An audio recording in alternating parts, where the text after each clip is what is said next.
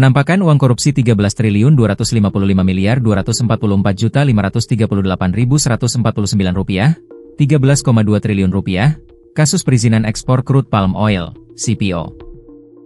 Kejaksaan Agung menyerahkan 13,2 triliun rupiah hasil penyitaan CPO kepada pemerintah melalui Kementerian Keuangan, Kemenkeu, Senin, 20 Oktober 2025. Pantauan wartawan tribunnews.com, uang itu secara simbolis diserahkan Jaksa Agung Sanitiar Burhanuddin ke Menteri Keuangan Purbaya Yudi Sadewa. Penyerahan disaksikan langsung Presiden RI Prabowo Subianto. Adapun uang sitaan itu hasil korupsi 3 korporasi yakni Wilmar Group, Musimas Group dan Permata Hijau Group. Ketiganya adalah perusahaan raksasa di industri kelapa sawit Indonesia, bergerak di sektor agribisnis, terutama pengolahan crude palm oil, CPO, dan produk turunannya. Mereka serahkan kepada Kejagung sebagai hukuman pidana uang pengganti yang dibebankan selama proses hukum di pengadilan. Sementara itu dalam paparannya, Jaksa Agung menjelaskan, total uang korupsi yang disita dari 3 korporasi itu sejatinya senilai 17 triliun rupiah. Namun 4,4 triliun rupiah sisanya dikatakan Burhanuddin saat ini masih dalam tahap penagihan kepada 2 terdakwa korporasi tersebut yakni Musimas dan Permata Hijau Group. Total kerugian perekonomian negara itu 17 triliun rupiah dan hari ini kami akan serahkan sebesar 13.255 triliun rupiah. Karena yang 4,4 triliun rupiahnya adalah diminta kepada Musimas dan Permata Hijau, mereka meminta penundaan dari kami, kata Jaksa Agung dalam paparannya di hadapan Prabowo.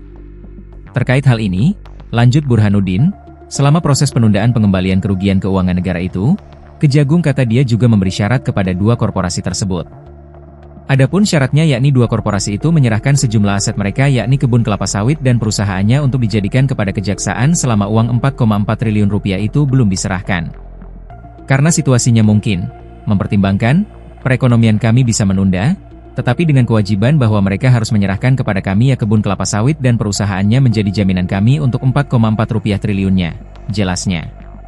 Selama proses pengembalian sisa kerugian negara itu, Burhanuddin juga menegaskan bahwa pihaknya tetap memberi batas waktu kepada korporasi tersebut. Menurut dia, pihaknya tidak ingin proses penyitaan aset negara ini menjadi berkepanjangan sehingga kejaksaan bisa segera mengembalikan uang itu kepada negara. Kami juga meminta kepada mereka untuk tetap ada tepat waktu pengembalian uang.